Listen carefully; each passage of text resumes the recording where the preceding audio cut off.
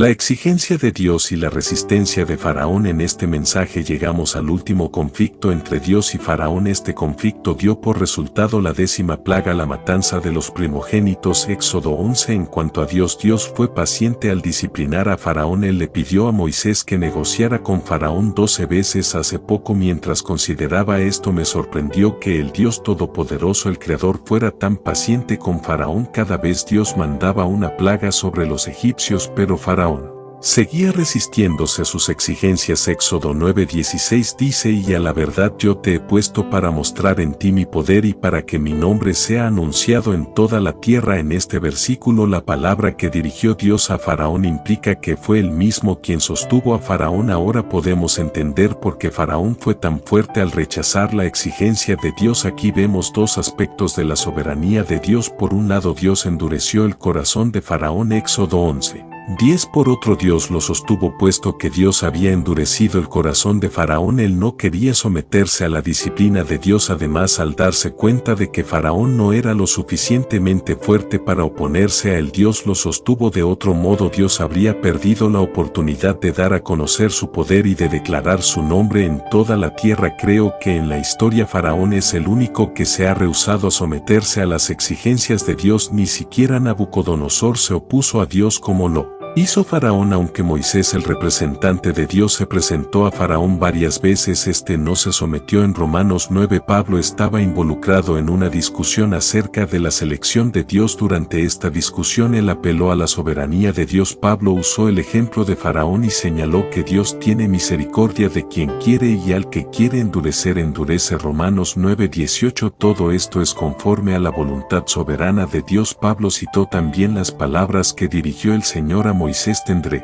misericordia del que yo tenga misericordia y me compadeceré de quien yo me compadezca. Romanos 9:15. Aquí Pablo habló con mucha valentía conforme a su voluntad soberana. Dios deseó tener misericordia de Moisés y endurecer a Faraón en 12 ocasiones. Moisés, un hombre mayor, fue a negociar con Faraón en el nombre del Señor. Faraón, quien era molestado, no podía hacer nada contra Moisés, quien le causaba problemas, ya que Moisés estaba respaldado por el Señor soberano. El que está en los cielos apoyaba a Moisés. Por consiguiente, Moisés es un ejemplo de alguien que ha recibido misericordia de Dios, mientras que Faraón es un ejemplo de una persona que Dios ha apartado totalmente. Aunque Dios puso a Faraón a un lado, lo siguió usando. Moisés no solamente fue útil para el Señor, sino que Faraón también lo fue. ¿Puede creer que Faraón también le fue útil al Señor? Probablemente usted cree en su corazón que solamente Moisés fue útil. En realidad ambos eran necesarios y ambos fueron usados. Si Faraón hubiera muerto repentinamente después del primer o segundo conflicto, el trabajo de Moisés se hubiera acortado y Dios habría perdido su oportunidad de demostrar su poder y declarar su nombre. Por consiguiente, Dios necesitaba a Faraón y necesitaba que él permaneciera. A través de los 12 conflictos, Dios fortaleció a Faraón durante los 12 conflictos a fin de cumplir su propósito. Si no tuviéramos el libro de Éxodo con los 12 conflictos entre Dios y Faraón, no conoceríamos a Dios correctamente. En cuanto a su soberanía, es fácil conocer el amor de Dios, pero es difícil conocer su soberanía. Mediante los 12 conflictos y las 10 plagas que transcurrieron por un periodo de tiempo, se dio a conocer la soberanía de Dios. Durante las negociaciones de Moisés con Faraón, Dios manifestó su soberanía. La soberanía denota derecho, autoridad y poder absolutos. Como el soberano Dios tiene el derecho de hacer cualquier cosa y tomar cualquier decisión. La soberanía es uno de los atributos de Dios. En su soberanía, Dios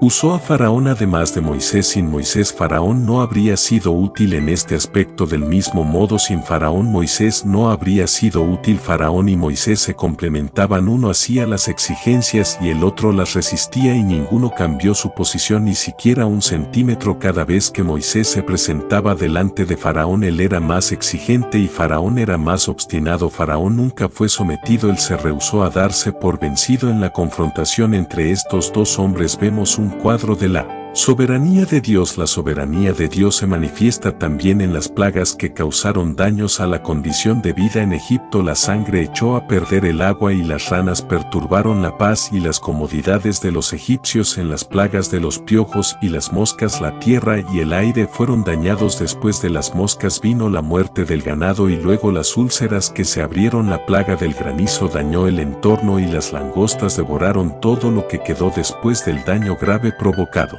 por el granizo. Finalmente la plaga de las tinieblas impidió el movimiento de la gente, pero aún después de estas 9 plagas Faraón todavía no se sometía, aunque todo el entorno relacionado con la vida en Egipto había sido dañado. Dios siguió endureciendo el corazón de Faraón y fortaleciéndolo para que continuara de esa manera. Todo esto no es un asunto del amor de Dios, sino de la soberanía de Dios. En Romanos 9 Pablo no habla del amor de Dios, sino de su soberanía. Particularmente vemos la soberanía de Dios con respecto a Faraón y su misericordia con Moisés. Por consiguiente, en la confrontación entre Moisés y Faraón, por un lado vemos una descripción de la soberanía de Dios y de su misericordia por el otro. Mientras los ángeles mataban a los primogénitos de los egipcios, Dios preservaba a los hijos de Israel y a sus animales en paz y tranquilidad. Hasta calmó el ladrido de los perros. Después de que Faraón fue sometido por la matanza de los primogénitos, Dios todavía hizo que Israel despojara a los egipcios de su oro, plata y vestidos. Todo esto fue bajo la soberanía de Dios. En cuanto a Faraón, la obstinación de Faraón obligó a Dios a matar a los primogénitos. Especialmente en la antigüedad, los primogénitos representaban al fuerte y más querido. Aún hoy en día los padres a veces cuidan más a su primogénito. En la 10ª y última plaga, los primogénitos de los egipcios y hasta los primogénitos de sus animales fueron matados. Cuando era joven no estaba de acuerdo con Dios acerca de la matanza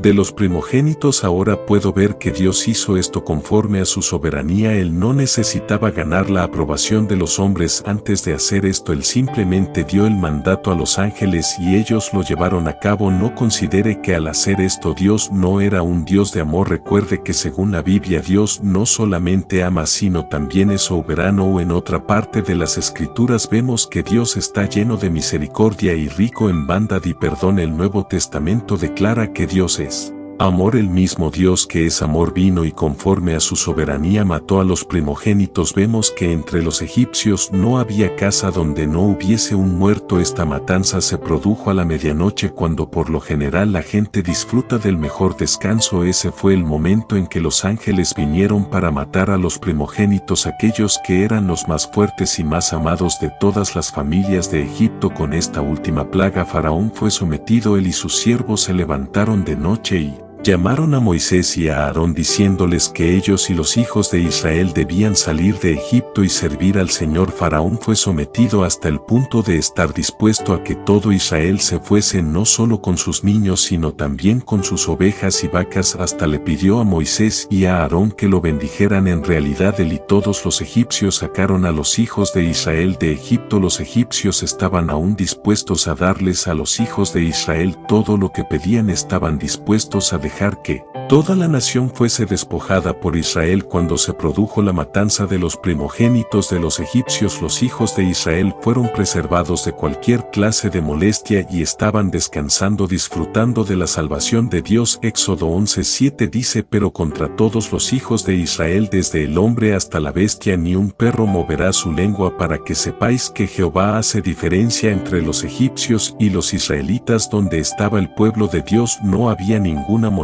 Bajo la soberanía de Dios, ni aun a los perros se les permitía ladrar. Mientras los egipcios lloraban y gritaban, los hijos de Israel disfrutaban de un tiempo agradable. Esto también manifiesta la soberanía de Dios. Aunque Faraón fue sometido por la última plaga, fue solo temporalmente. Después de que los hijos de Israel salieron de Egipto, Faraón se arrepintió de lo que había hecho y los persiguió con sus carros. Una vez más el corazón de Faraón se endureció. Esto también fue conforme a la soberanía de Dios. para que los egipcios supieran que Él es el Señor. El Señor acabó con Faraón solamente después de que las fuerzas egipcias fueron sepultadas en el Mar Rojo. Dios ya no lo necesitaba más. No diga que Dios no era un Dios de amor en sus tratos con Faraón. Una vez más debo señalar que aquí no es un asunto del amor sino de la soberanía. Alabado sea el Señor, porque en estos capítulos de Éxodo vemos la soberanía de Dios. Debemos adorar a Dios por su soberanía. Debemos decir: Señor, te adoro por tu soberanía,